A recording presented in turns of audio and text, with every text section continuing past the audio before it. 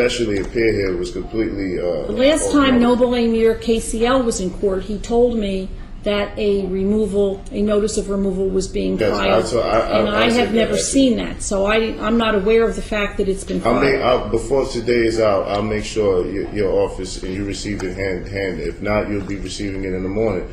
This was filed all the way back in January, so I don't understand what the confusion is about or where it comes from. I don't work here, so I don't know. I don't have any confusion. I don't have any as well in regards to it being filed. All right.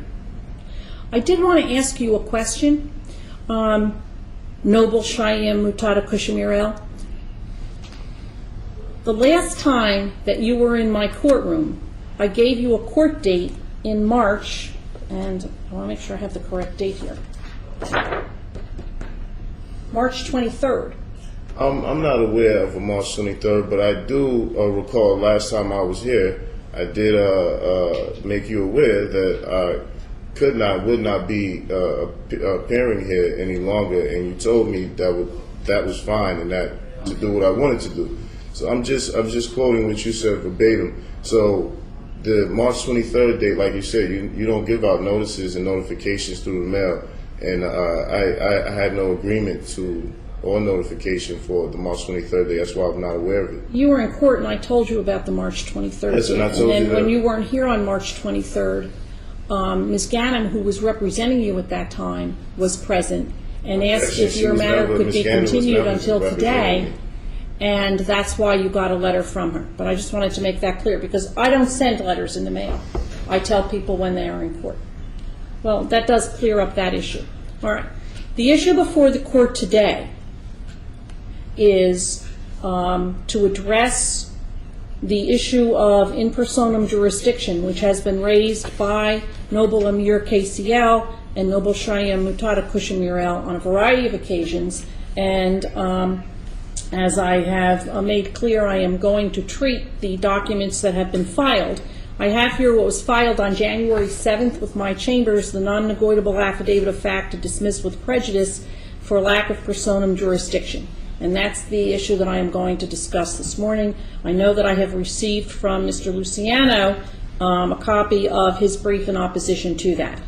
And I'd like to ask Noble Cheyenne Mutada Kushamirel, do you have anything further that you want to say in support of your application?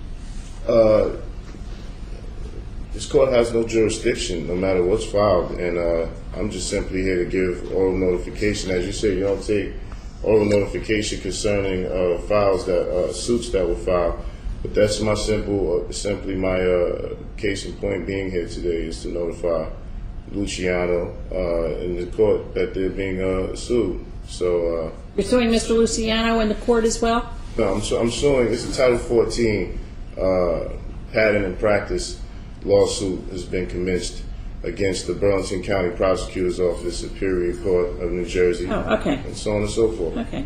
Well, as I explained to Noble Amir KCL, at some point in time I can certainly take judicial notice of pleadings that have been filed in federal court or in Superior Court or whatever it is. But until I see it and can make reference to the docket number, I don't take judicial notice of it. I'm sure that you've had the opportunity to look at the court rules and see what the court rules say about, and the rules of evidence say about judicial notice. So when the appropriate document is here, appropriately stamped, I can certainly do that. But anything else that you want to say on the issue? This court has no jurisdiction, and it is too late in the procedure of things to prove jurisdiction because I haven't consented or given jurisdiction at any point. All right, thank you very much. Noble Amir KCL, do you wish to say anything further in support of your application to dismiss for lack of jurisdiction? Similar case, Your Honor. The prosecution has failed to prove jurisdiction in over 5 hearings. I've also haven't received any notification of any oppositions to any applications to demand proof of jurisdiction.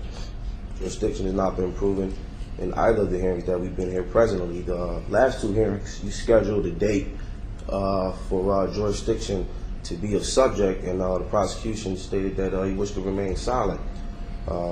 Therefore, jurisdiction has been proven, and it cannot be proven. And this case can no longer proceed. further without being in violation of the law. All right. Anything else that either of you wish to say? No? Not at this particular point. Depends on what you say next.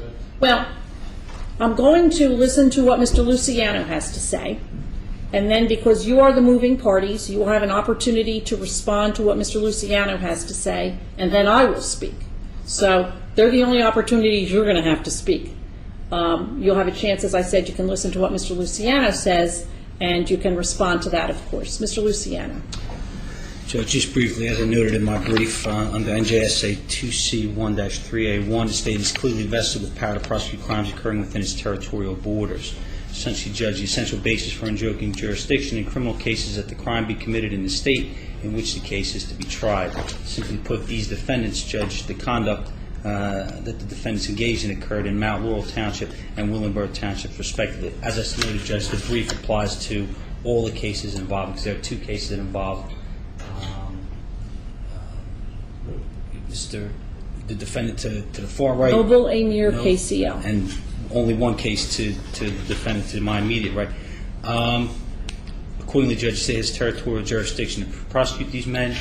Secondly, Judge, it's an element of the offense that when factually disputed must be decided by a petit jury. I cited State versus Denofa and Schumann. It is submitted to the jury, Judge, when, unlike here, there is a factual dispute over the location of crime. Filings by both of the defendants, Judge, frankly, unintelligible is a good way to put it. I think that's a kind way to put it. It has to do with federal UCC laws and commerce, which have no application here, Judge, under the state criminal law. Finally, Judge, the moving party has a burden to show no inference could reasonably be drawn placing the site of the crime within the state. None of the filings dispute, Judge, that these crimes didn't occur inside the townships, as noted in both of these indictments. Finally, Judge, the defendants have not presented any credible evidence indicating any personal immunity from prosecution by the state. For that reason, Judge, the state would ask that you use this. Excuse me, Mr. Luciano. Noble Amir KCL and Noble Cheyenne Mutada Kushamirel, please do not interrupt Mr. Luciano when he is speaking.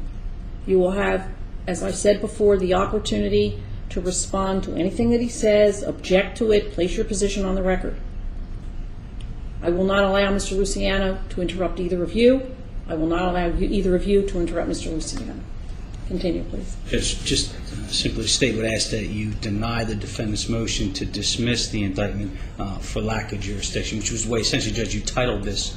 Though, again, the documents were not received specifically. What I know you would consider all the documents received as notice of motion to dismiss for lack of jurisdiction. So, again, Judge, the state would oppose for the reasons cited here and also in our brief. Noble Cheyenne Mutada Kushamirel, do you wish to respond in any way to what Mr. Luciano has said? Yes, after Amir KCL responds. Yes. All right, that would be fine. I wish to object. Delegation of authority orders have been submitted to the prosecutor office, the criminal case division. We are not citizens of the state of New Jersey. Our dissolutions have been filed way before any of these incidents were occurred, which were pursuant to the expatriation laws of the United States codes properly. Jurisdiction has been raised. The prosecution and anybody else in this court that plays an adverse party lacks the status and the nationality to proceed. For the record, would the prosecution state his name and nationality? Judge, they've already got my name on. Stop, please. Okay. You don't have your nationality for the record. Also, Just a moment, please. Noble Amir KCL, is that all that you wish to say? yes. All right, thank you. Noble Cheyenne Mutada Kushamirel, do you wish to say anything? Yes, the point that Mr. Luciano raises in regards to none of the documentation being provided to the courts and to the prosecutor's office, not saying that the actions did not occur in the township. It says quite explicitly in the documentation where the actual event occurred, and it occurred at Earth coordinates, and we did not say that it happened in the township of Mount Laurel, because the township of Mount Laurel is a corporation, so it is impossible for a corporation, according to the United States Code, to have territorial borders. I'm not responsible for the documentation being unintelligible. I don't know your level of education or what you've actually studied, but in the documentation itself, and that is by far not the first notice to dismiss that was presented to this court.